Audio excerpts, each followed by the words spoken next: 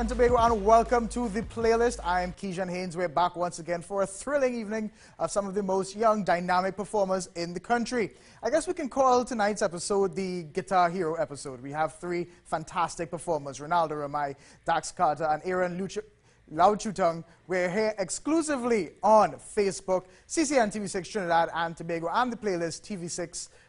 Share the page, let your friends know you're watching, and remember that once again, share our official page and share your videos and your songs, your covers, your band playing, your instrumentals, whatever you want. We want that page to become a home for young musicians to join, share their ideas and their music. So stay tuned. We have Ronaldo Ramai after this. We'll be right back.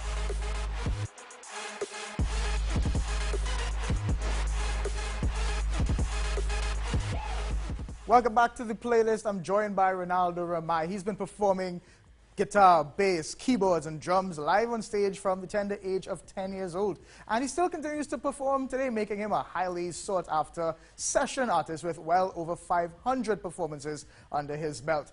Now, first and foremost, he is a music theorist, and he's primarily a teacher now. So listen up. We're going to let him perform first, and then we're going to talk to him after. So, Ronaldo.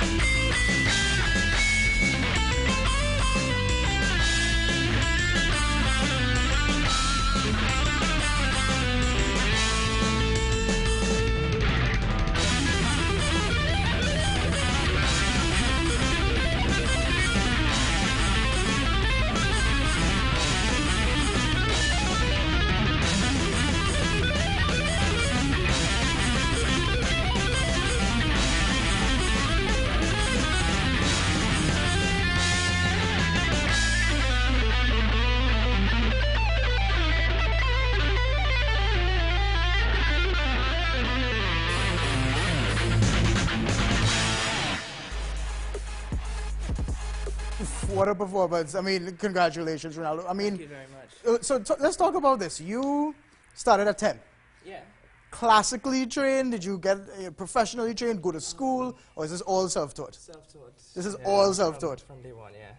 So how do you even begin to teach yourself, to just everything that you would have learned? Does it start on YouTube or books? No, well, back in my days, I didn't have YouTube and stuff like that, and I had to rewind cassettes with a pencil, and that's how I learned my first set of solos and things. But from early childhood, I started with piano, right. And keyboard to be more precise, and I just started pressing notes and starting to make musical sense out of it. And I do have somewhat of a musical background at home, but nobody plays music professionally. But there's instruments around the house. So in terms of being able to read music and all of that, you can do that. You learn that eventually. Yeah. Probably around age 13 or 14, I bought a larger keyboard, and it came with music scores, and it looked like gibberish to me. Right. And what I did was figure out the notes for the music that they had on the keyboard,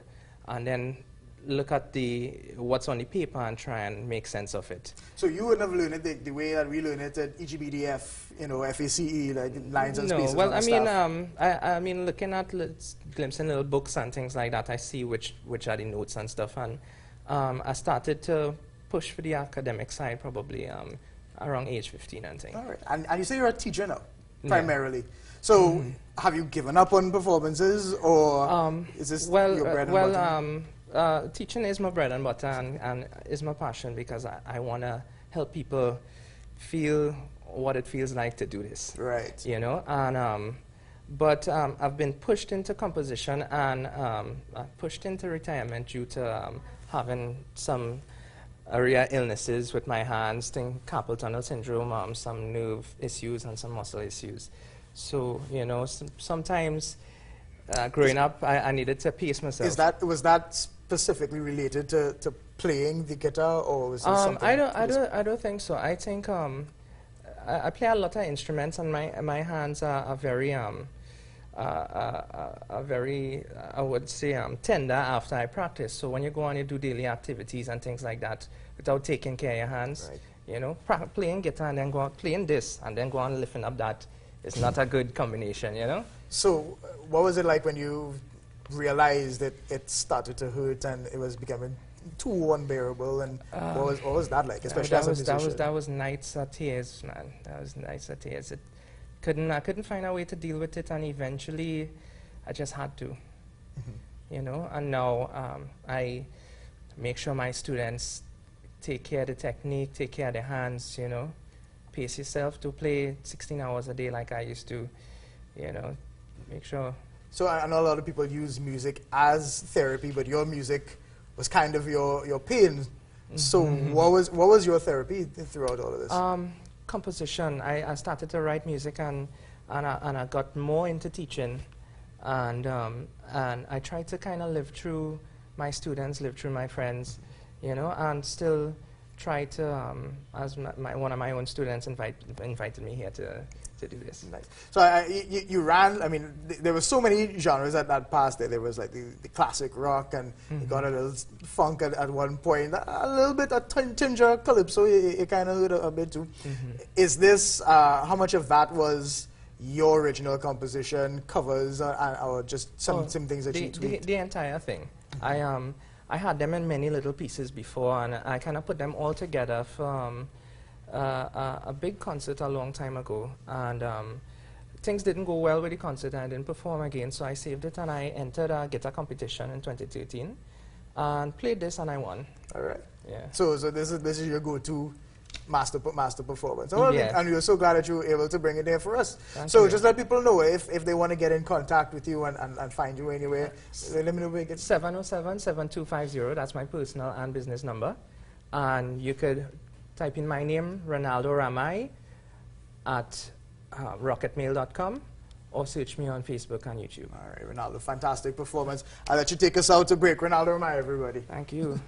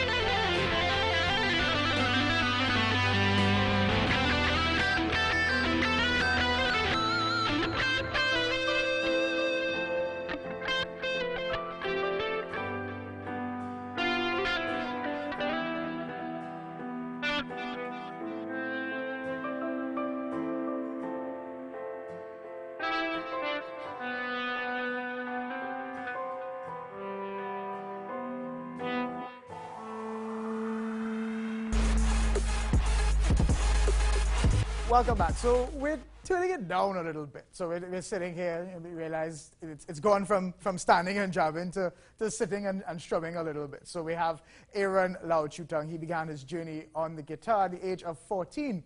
He was remaining self-taught until applying for the BFA in Performing Arts at the University of Trinidad and Tobago in 2011.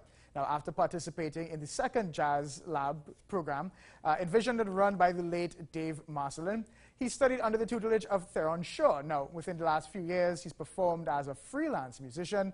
How has that worked out for you? Talk about that. With numerous bands and singers. He's a founding member of the jazz fusion group Hijinks and pop group Halogen Sunset. And he's a bass player in the bands The Fishbowl Effect and Hail the Hatter. So, Aaron, thank you for joining us and welcome to the show. Thank you.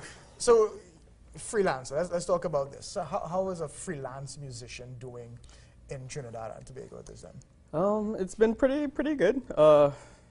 I thought it wouldn't work out, but the more I kept doing it, the more calls you get. You know, so I end up usually with about 6, 7, 8 gigs a week. Right. Well, not a week, but like a month, every 2 weeks sometimes. And that's enough to pay the bills? Well, at one point, yeah. Now I also teach. I taught guitar privately for a while, and well, now I'm teaching elementary music in International School of Port of Spain. All right. So this is definitely life. So it's not like music comes on a Friday and Saturday afternoon. No, and, you know, sometimes it falls on a Tuesday, sometimes it falls on stuff, but music is every day for me. I mean, everything else is just, So walk me through this. So self-taught, Well, again, you predate YouTube, I'm sure too. Yeah, yeah. We came from the time of dial-up, so couldn't load YouTube even if we wanted. Right. But it was a lot of just listening to songs you liked and learn. I didn't seriously, delve into guitar until I started going to school, though. It was a lot of, well, these songs are cool. I want to learn how to play that, like some Metallica, some pop songs, to try to pick up girls, those kinds of things. But when I started school, I had started listening to a lot more music, so a lot of jazz, a lot of classical as well. And I found that, there's so much more beyond what I was listening to before, and I still find so many things. So there's just lots of nuances to, experiment with. So where do you find yourself now? Do you stick to the classical more than anything else? Well, I don't even play classical that much. I tend to play a lot more jazz, and as of recently started playing a lot of rock bands.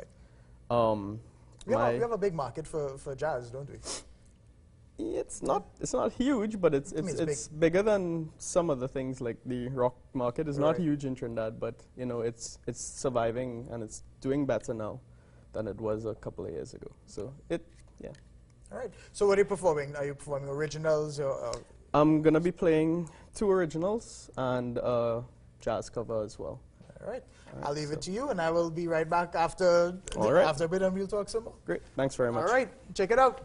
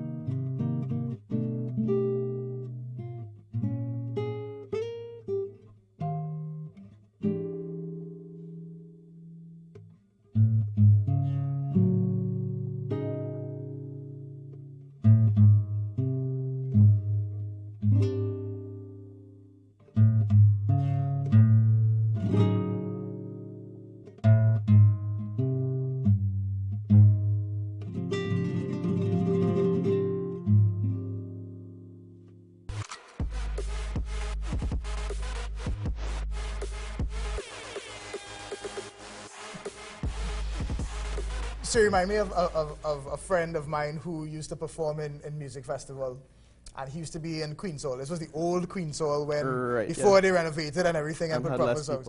So there was completely open, you barely heard anything, and he just sat there playing, and at the end he won. And everybody's like, but you didn't play anything yet? We didn't hear you play it. But that's just for him. But this, I mean, again, a total difference from what we heard just now to what we heard to hearing now. And when you perform, I mean, here you had complete silence.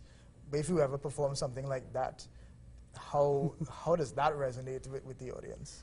Well, the first one I've never performed publicly before. It's that's one of my originals. So that's the first time it's been played. The second one I played, the last time I played it was about 4 years ago at my recital in UTT when I graduated from there. That one was well received. It's very quiet. It was part of the, I guess, the classical element because I was playing this instrument as opposed to my electric. Right. For the latter half, which was a jazz segment. But I think it was well received because it's a song that a lot of people knew, but it's in a style that's very far out from the song itself. Right. Yeah. So it's like a song from the 30s or something. It's a nice, happy jazz piece of jazz music. Right. It does have that jazz. But this version is very, very tense and very. It moves between a lot of very kind of oddly dissonant kind of chords. into areas where it's kind of nice and pretty, and then all of a sudden it goes back to, you know, something like that, which is doesn't leave people What do you feeling want? very settled. What right? What do you Yeah. want us to feel when you Exactly. You want us to Yeah, feel yeah. that So unsettled? you know, I think the guy who arranged it, he wanted definitely that sort of unsettled nature kind of thing. Is it just sort of And- just to wake you back up when you're getting into it? Maybe. I mean, I just have always been drawn to some very weird music, something a little strange. Yeah. You know, but I still think there's some kind of beauty in it, even though it's a little bit, you know, unnerving sometimes. All right, definitely. So before we take a break, I'll let you play us out. Tell us what you're going to play. All right, so I'm gonna finish with a song that I wrote for my wife. Well, she was my fiancée at the time. All right. It's And called. that's why you learn instruments. That's why you fellas. learn That's why you guitar. learn. No, not really. Right? It doesn't help Timothy, but I mean, for other people, it's fine. I guess. All right, so I'll play us out with that one. All right. It's a lot lighter than the one that came before it. Take it away here, and thanks Thank very you. much.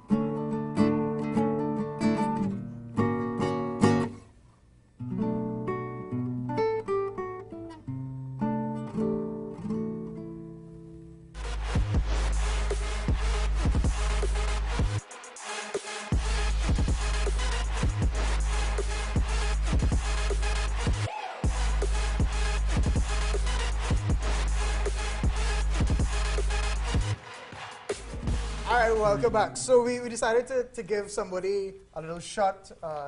What's the word he used? He says he's a noob. A noob. A noob, yeah. So I think he was practicing Mary Had a Little Lamb a little while ago. We've started to figure it out. So Dax, brand new, maybe you haven't heard of him. He started playing classical piano at age 8, but he says he really wanted to play the electric guitar, which he finally got at the age of 15. And he hasn't stopped playing since. So let's be real. He's actually the lead guitarist of Trinidad and Tobago's biggest rock band, Orange Sky. But he says he also has the knowledge of the piano, which helped him learn the guitar. So I'm going to let Dax figure it out and figure out what he's going to do. Dax, it's all yours. Okay.